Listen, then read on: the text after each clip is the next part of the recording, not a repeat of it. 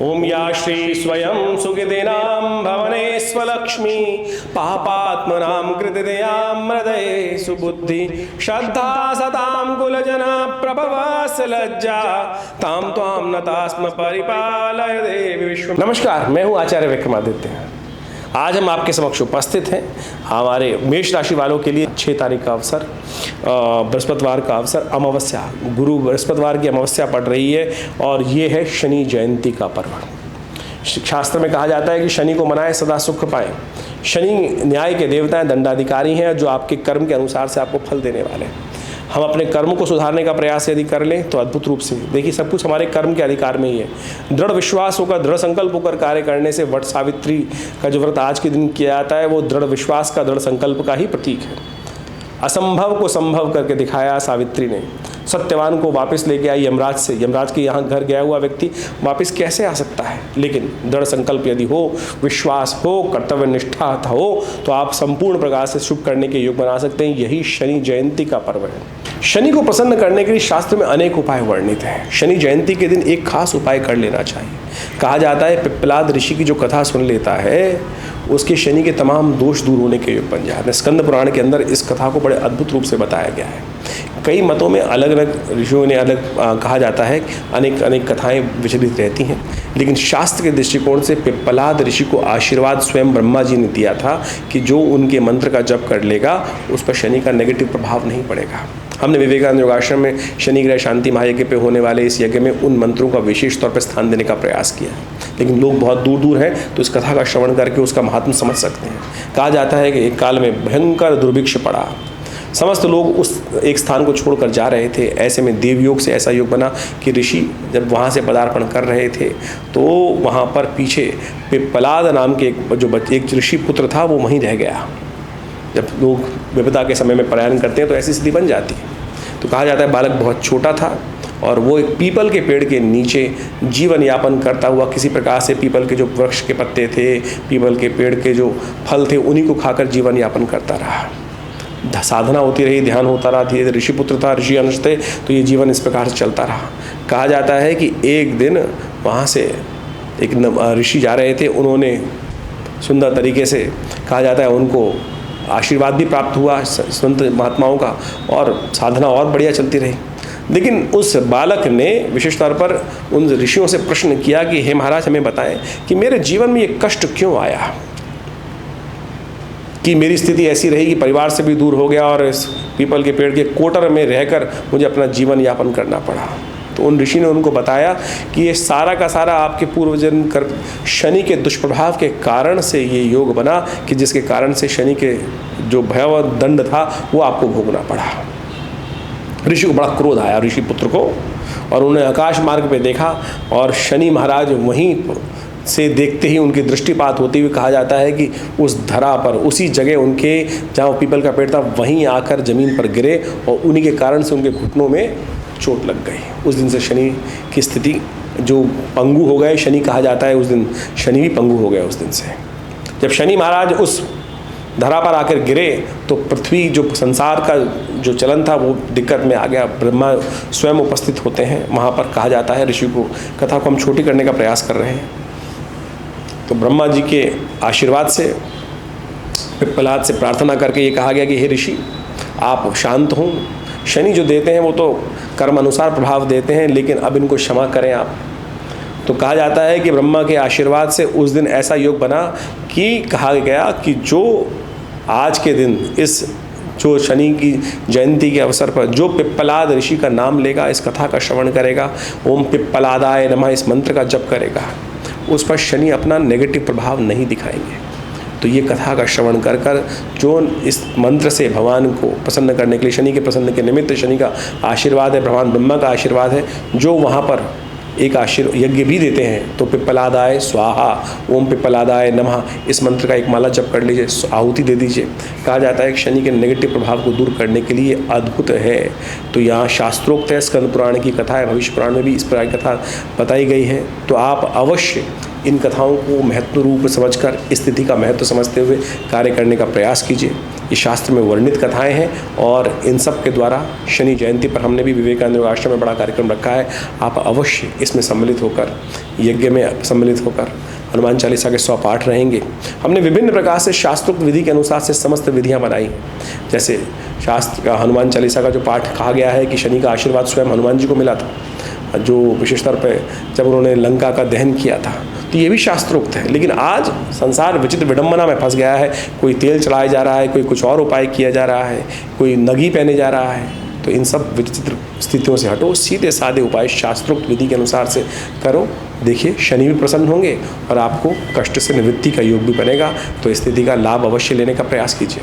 7 तारीख का अवसर शुक्रवार का दिन, प्रतिपदा है, जेठ के शुक्ल पक्ष के आरंभ हो रहा है और ग्रह योग परिवर्तन की तरफ जा रहे हैं। चंद्रमा भी परिवर्तन की तरफ सुबह 8 बजे के आसपास मिथुन राशि में प्रवेश करेंगे। ये पुरुषार्थ में नया उदय करेंगे। शिव की आराधना करने से समस्त मनोरथ सिद्ध होंगे। सूर्य भगवान का सुबह सुबह पूजन करें।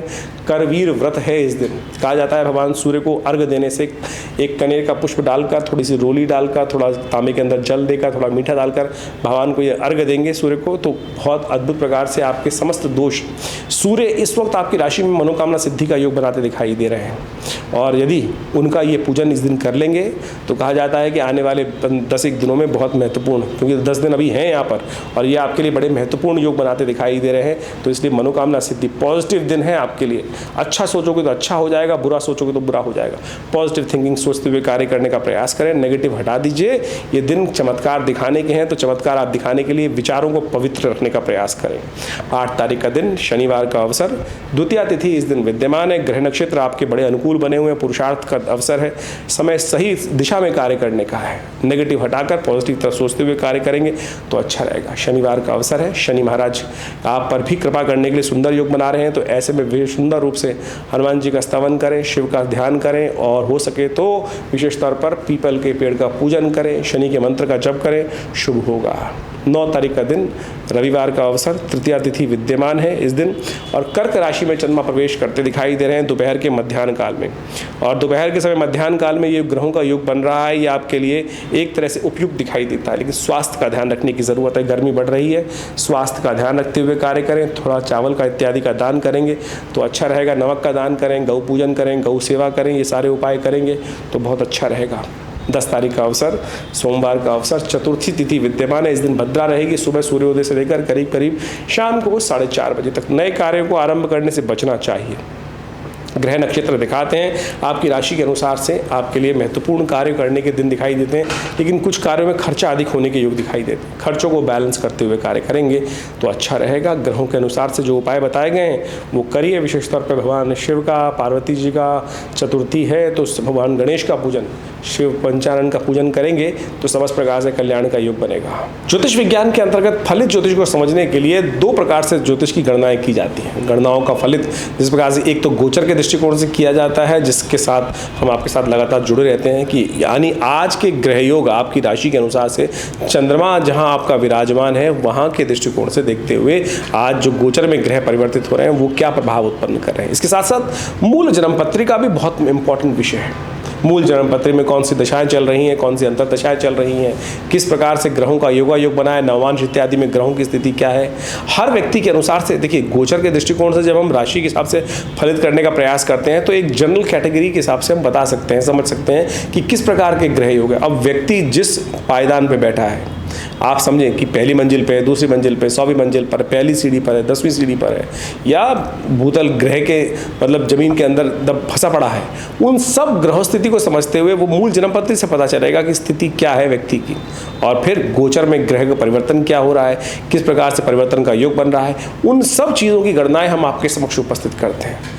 और जन्मपत्री को समझने के लिए एक गहन अध्ययन की आवश्यकता होती है। मूल जन्मपत्री को समझकर फिर गोचर की ग्रह दृष्टि को देखकर यदि गणनाओं को समझने का हम प्रयास करेंगे तो बहुत अद्भुत प्रकार से ग्रह योगों को हम समझ सकते हैं और उनके अनुसार से परिवर्तन का योग आपके लिए कैसा रहेगा वो सब बातें समझ में आ सकती हैं।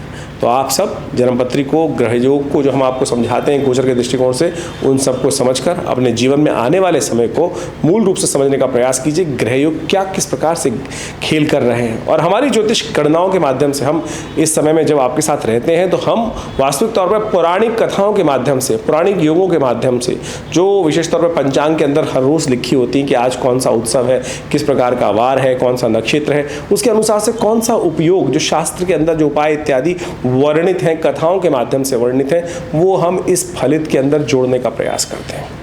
ज्योतिषीय दृष्टिकोण से, कर्मकांड के दृष्टिकोण से उन कथाओं को साथ जोड़कर, उन उत्सवों को साथ जोड़कर यदि उपाय करेंगे तो वास्तविक तौर पर उनसे कल्याण का मार्ग ही प्रशस्त होगा। आज ज्योतिष विज्ञान के माध्यम से बहुत सारे लोग केवल टोटकों में फंस जाते हैं और ये कैसा कर लो।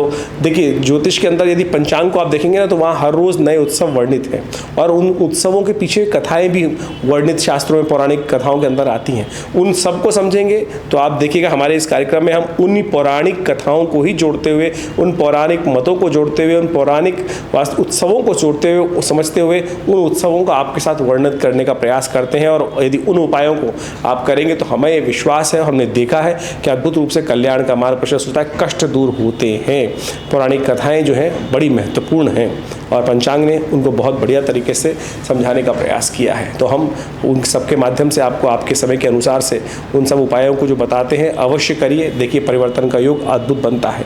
शास्त्र कहता है, एक घड़ी आधी से पुनियाद, तुलसी संगत साथ की, हरे कोट अपराध। तो कोशिश ये करें, इन उपायों को जीवन में स्थान देने का प्रयास करें। और हमारे विवेकानंद योगाश्रम में हमने पिछले करीब 60 सालों में सदगुरु आचार्य श्री केशव देव जी के महाराज के सानिध्य में विभिन्न भारतीय पराविद्याओं पर शोध किया, चाहे वो मंत्र विज्ञान है, चाहे वो यज्ञ विज्ञान है, चाहे वो भारतीय विभिन्न क्षेत्रों में योग विज्ञान के माध्यम से, और बड़ा एक शोध संस्थान विकसित किया।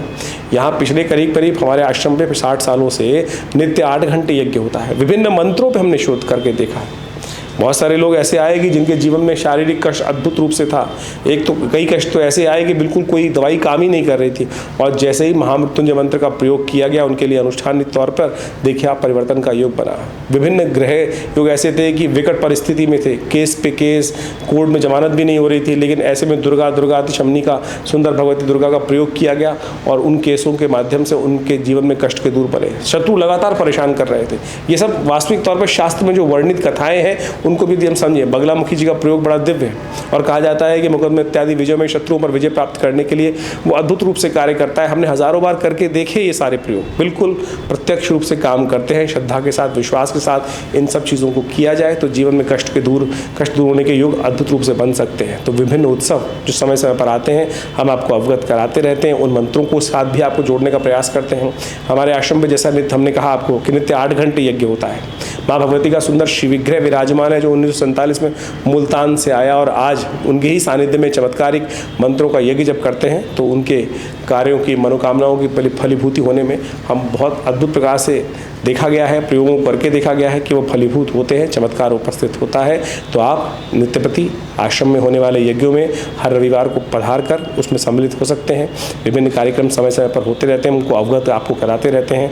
हॉस्पिटल इत्यादि में बहुत सारे कार्य चलते हैं। विवेकानंद योग नेचुरोपैथी आयुर्वेदिक हॉस्पिटल जो चल रहा है, गौशाला की चल रही है, साथ साथ विभिन्न भंडारे चलते रहते हैं समय समय पर। आप सब भी उन सब कार्यक्रमों में आश्रम के साथ जुड़ सकते हैं। आपका स्वागत है। धन्यवाद।